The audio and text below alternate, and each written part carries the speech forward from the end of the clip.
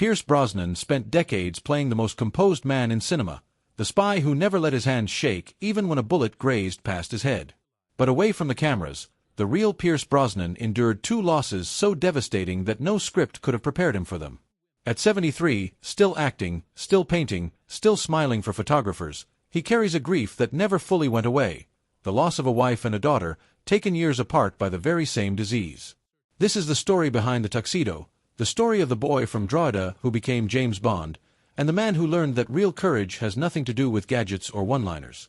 Pierce Brosnan was born in Drogheda, Ireland, on May 16, 1953, into a household that offered him little stability from the very start. His father, Thomas, left the family when Pierce was only an infant, and he grew up without ever really knowing him. His mother, May, made the difficult decision to travel to London to train as a nurse, a job that would allow her to support her son but that also meant long stretches of separation. She came home only a few times a year, and in her absence young Pierce was shuffled between relatives, first his grandparents, then an aunt and uncle, and eventually a boarding house run by a kind woman named Eileen Riley. It wasn't the traditional childhood most people imagine, but Brosnan has spoken with real affection about those years, remembering the warmth of a small iron bed by a window or the beam of a toy slide projector his mother once brought him, casting cartoon characters onto the ceiling of an otherwise plain room. Those flickers of imagination and comfort, however small, planted something in him that would later blossom into an artistic life. At age 11, Pierce finally reunited with his mother, who had remarried a man named William Carmichael. The family settled in England, and it was there that young Pierce experienced two very different things: the sting of being mocked for his Irish accent, and the thrill of watching Sean Connery embody James Bond on the big screen for the first time. He couldn't have known then how much that particular film, and that particular character, would eventually define his own life. Still, adolescence in London wasn't glamorous. By 16, he had left school and begun training as a commercial illustrator, developing a genuine talent for drawing that would remain part of his identity for the rest of his life. It was almost by accident that he found his way into theater, through a workshop that introduced him to movement, performance, and a kind of self-expression he had never experienced before. That accidental discovery turned into a serious pursuit, and he enrolled in 3 years of demanding training at London's Drama Centre, learning the discipline that would carry him through decades in a notoriously difficult profession. His early career was a lesson in patience. After finishing his training in 1975, Brosnan joined a repertory theatre in York, taking on modest stage roles that paid little and demanded a great deal. 2 years later, the playwright Tennessee Williams personally selected him for a role in one of his plays, a moment of validation that opened doors in London's theatre circles even if it didn't bring instant fame. Small film parts followed throughout the early 80s, brief appearances alongside major stars that gave him experience but not yet stardom. Television turned out to be his real breakthrough. In 1982, Brosnan landed the lead role in Remington Steele, playing a charming con man posing as a private detective opposite actress Stephanie Zimbalist. The show ran for 5 seasons and made him a recognizable face around the world, his sharp suits and effortless charisma inevitably inviting comparisons to a certain British secret agent.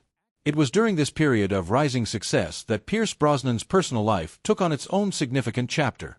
He had met Australian actress Cassandra Harris in London in the mid-70s, and the two built a life together, marrying in 1980.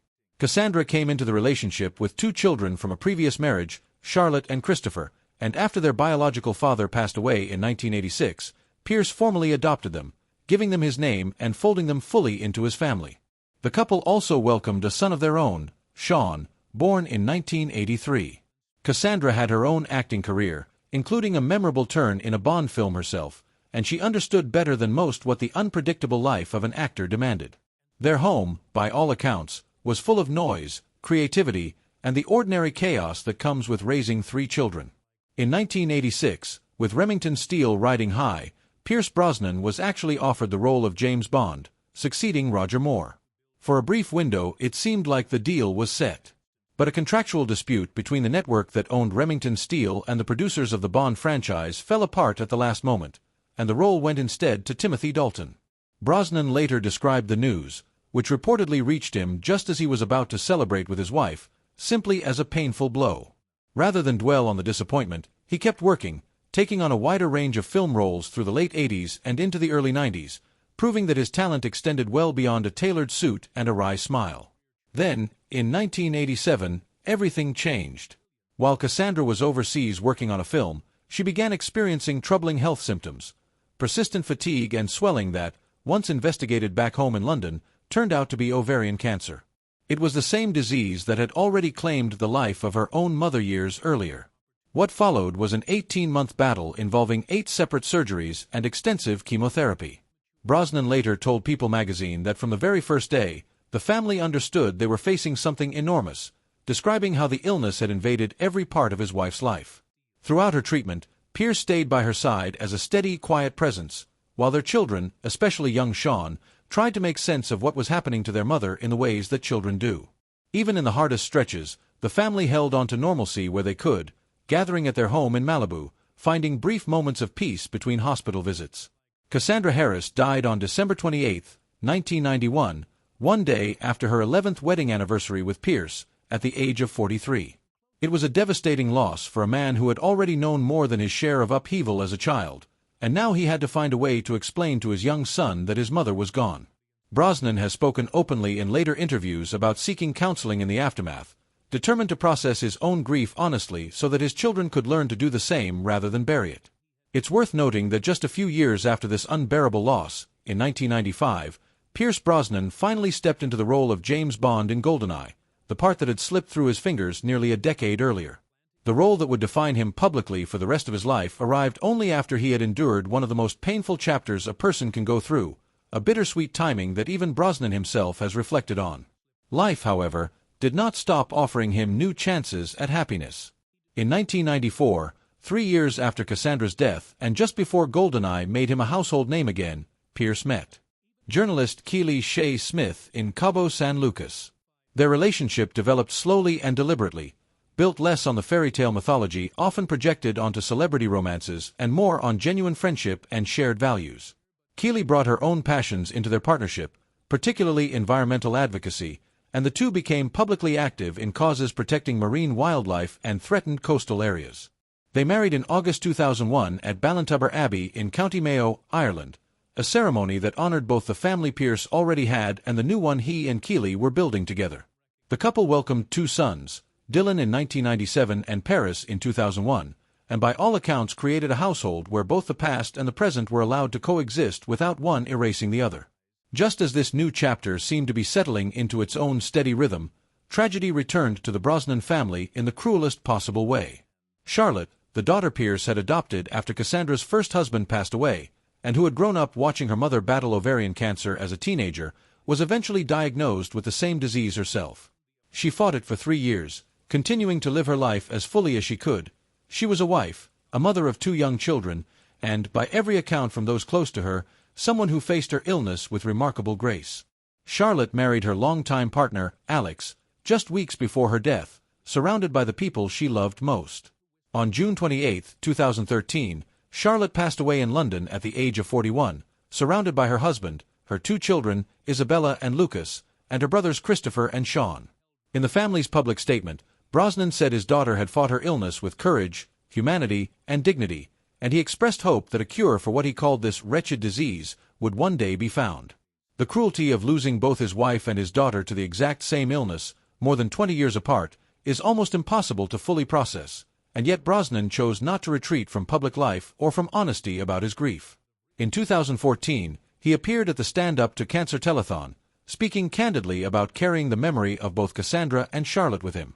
He has continued to support cancer research initiatives in the years since, and organizations focused on ovarian cancer awareness have pointed to the Brosnan family's experience as a stark reminder of how the disease can run through generations of women in a single family, given that Cassandra's own mother had died from it as well. Professionally, Pierce Brosnan's life after his years as Bond has been anything but quiet. His departure from the franchise in 2004 came with little fanfare. Producers simply informed him the series was moving in a new direction, and there was no grand send-off for a man who had defined the role for a decade. Rather than let that ending define him, Brosnan founded his own production company, Irish Dreamtime, and pursued a wide range of roles that allowed him to shed the polished spy image entirely. He earned praise and a Golden Globe nomination for his unsettling performance as a burnt-out assassin in The Matador, sang and danced alongside Meryl Streep in Mamma Mia, and returned to spy thrillers on his own terms in The November Man. Through it all, he never denied that Bond remained a significant part of his identity, but he also refused to let it become the only story people knew about him. Now in his 70s, Pierce Brosnan continues working steadily, taking on new film and television roles while also returning again and again to painting, the same quiet outlet he leaned on during Cassandra's illness decades earlier. He remains an ambassador for UNICEF Ireland, a role he has held since 2001, and continues environmental advocacy work alongside Keeley. His extended family, spanning children from 2 marriages and grandchildren from Charlotte, remains central to his life, even as the absences of Cassandra and Charlotte are permanently woven into it. What emerges from Pierce Brosnan's story isn't simply a tale of Hollywood glamour interrupted by hardship. It's the portrait of a man who was shaped early by loss and separation, who found in acting a way to stand still and be truly present after a childhood defined by constant movement, and who then had to summon that same steadiness to survive 2 of the most painful losses imaginable. He never hid from his grief, and he never let it convince him to stop living fully, raising children, building new love, creating art, and advocating for a cause that touched his own family in the most personal way possible. Behind every tuxedo, every clever line, and every carefully composed expression on screen, there was a man quietly carrying 2 of the deepest losses a person can experience. Pierce Brosnan's legacy isn't only that of James Bond. It's the story of resilience built not from fiction, but from real heartbreak faced with honesty, love, and an unwillingness to let sorrow have the final word.